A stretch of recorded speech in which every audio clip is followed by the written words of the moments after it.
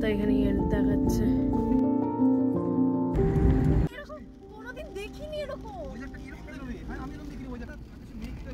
Hello, welcome to the series Let's Explore the Streets and Lands of North Bengal. অবশ্য আজকেরটা হালকা north east আছে। সেদিন কোচবিহারে প্রচণ্ড বৃষ্টি হচ্ছে, মানে চারিদিকে বৃষ্টির জল জমে গেছে। তো এরকম একটা দিনে কি ঘুরতে যাওয়ার থেকে নিজেকে বিরত রাখা যায়, তোমরাই বলো। তো দুপুরের দিকে আমরা গাড়ি নিয়ে বেরিয়ে গেছিলাম যে কত দূর যাওয়া যায়। আসামে ধুবড়ি ক্রস করে এই যে মহামায়া মন্দিরে আমরা চলে গেছিলাম। এটা নাকি খুব জাগ্রত। এটা হলো বগরিবাড়ির মহামায়া মন্দির। মন্দিরে আমরা কোনো পুজো দিতে পারিনি, কারণ গেটটা তখনও বন্ধ ছিল। মন্দিরে ঢুকতেই প্রচণ্ড একটা পজিটিভ ভাইব পাওয়া যাচ্ছিল। মন্দিরের চারপাশটা আমরা একটু ঘুরে ঘুরে দেখে নিলাম।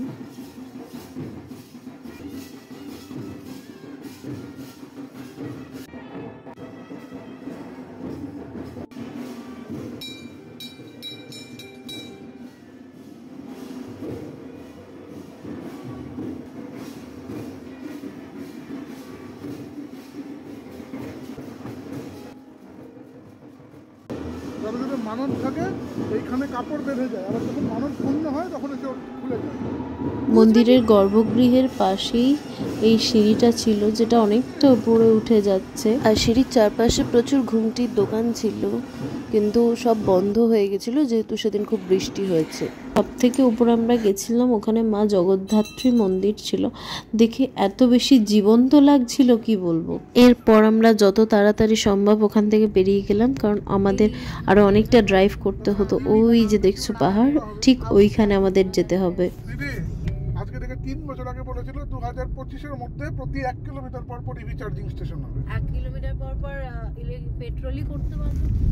এটা তো ফিরে চলে আসছে। হ্যাঁ, এই সময় কেউ যায় না জঙ্গলে কোনো।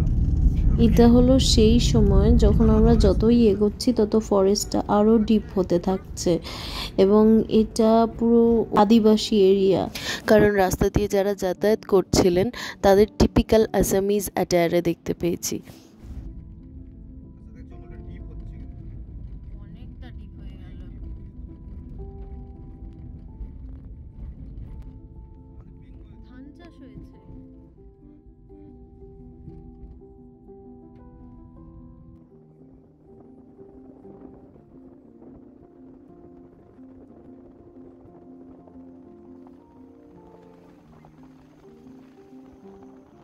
কি ভাবছো কোকরাঝাড় পৌঁছে গেছি? আরে না না, এখনো অনেকটা রাস্তা এভাবে যেতে হবে আমাদের।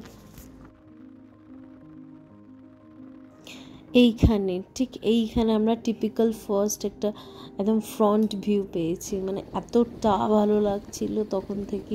মোবাইলে হয়তো সবটা আসছেও না, বাট ওখানে একদম অন্য রকমের অনুভূতি ছিল।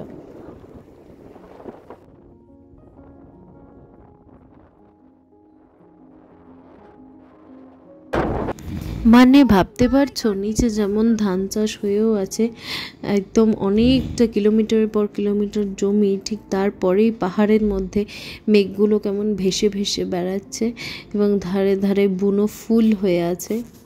We all were amazed. আমাদের এতক্ষণ ড্রাইভ করে আসাটা একদম সাকসেসফুল হয়েছে।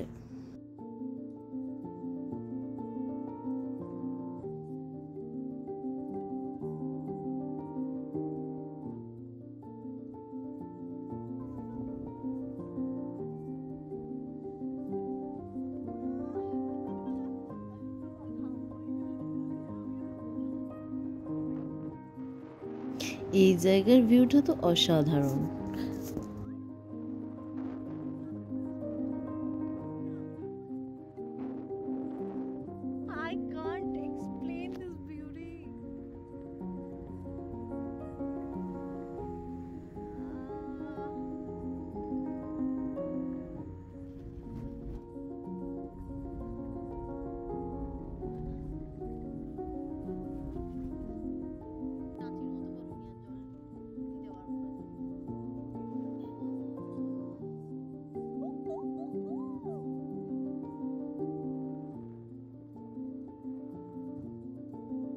যখন আমরা অনেকটা ডিপে চলে গেছি তখন দেখতে পেলাম যে আমাদের গুগল ম্যাপে এখানে এন্ড করতে বলছে।